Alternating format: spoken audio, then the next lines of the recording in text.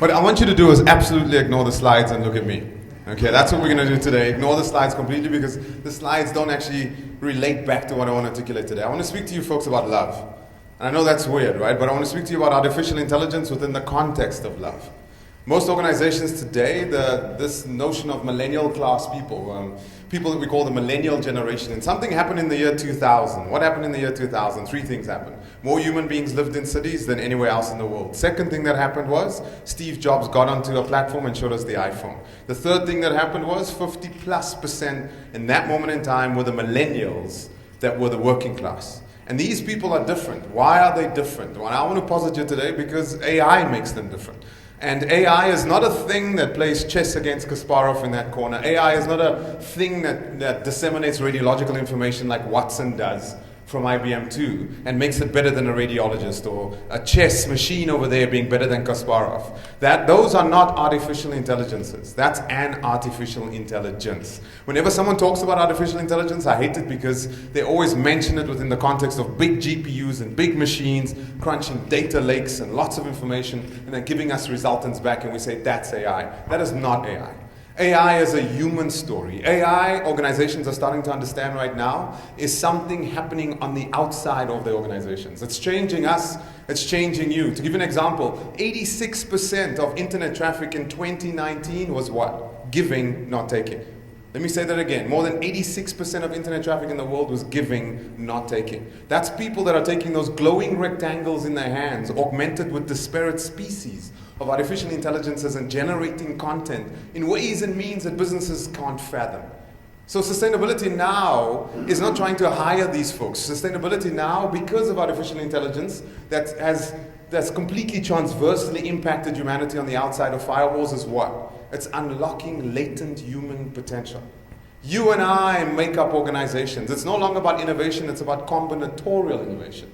It's about a collective. It's all of us. It's not me, it's we. But expectations have changed. The way millennials want things, the way they engage with organizations. They don't want a permanent job for an extended period of time. They want to be involved in things that have what? Impact and purpose.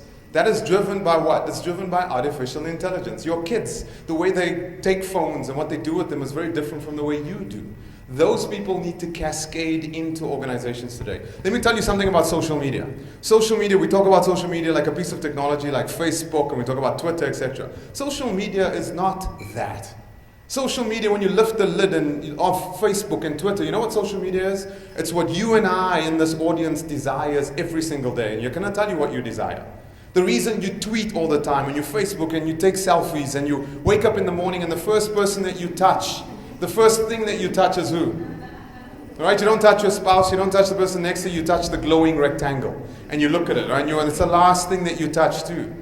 So what's happening in the world today is human expression. And why are people doing this? Because you are no different from the guy that walked into a cave, put clay in his mouth, put his hand on the wall and spat. That's social media. You know why? Because all of you in this room are made up of three things. Number one, every single one of you wants to feel a part of something. Community.